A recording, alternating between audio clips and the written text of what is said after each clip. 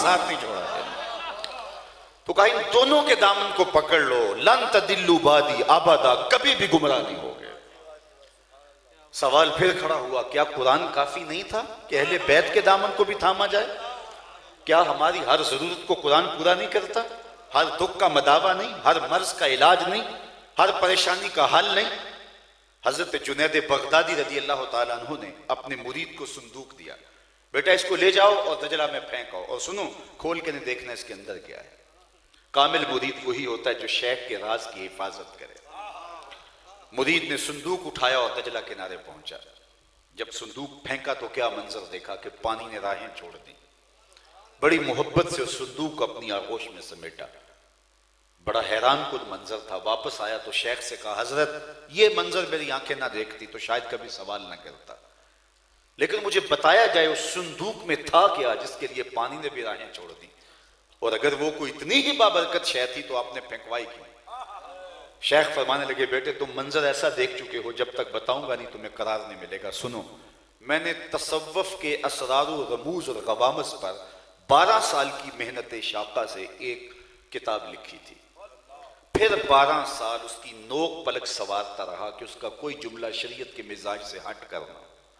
फिर 12 साल सोचता रहा ये किताब लोगों तक पहुंचाऊं कि ना पहुंचाऊं। आज 36 साल गुजरने के बाद मैंने फैसला किया, कुरान के होते हुए लोगों को जुनैद की किसी किताब की जरूरत नहीं है। कुरान इतना काफी है, इतना वाफी है, हमारी जरूरियात का इतना कफील है। तो जब कुरान मौजूद है तो फिर क्या जरूरत पड़ गई थी कि अहले बैत के दामन को भी थामा जाए? तो सुनो, एक होता है इल्म, एक होती है उसकी अमली मश्क, एक होती है थ्योरी, दूसरा होता है उसका प्रैक्टिकल।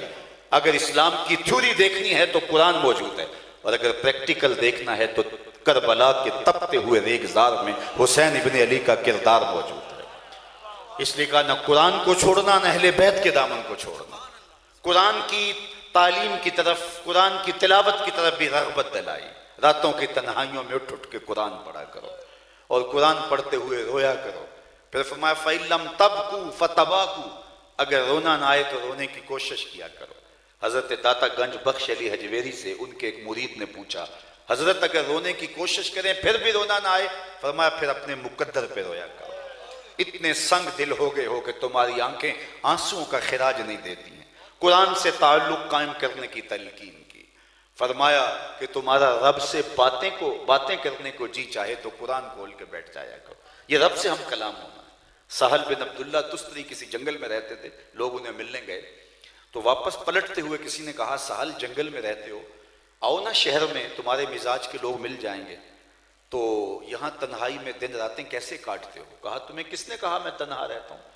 कहा किसी ने क्या कहना था, हम खुद देख रहे हैं। कहा तुमने गलत देखा, मैं तन्हा नहीं हूं। जब मेरा उससे बातें करने को जी चाहता है तो नमाज के लिए खड़ा हो जाता हूं, और जब उसकी बातें सुनने को जी चाहता है तो कुरान खोल के बैठ जाता हूं। ये रब से हम कलाम होना, इसकी तरकीब दिलाई।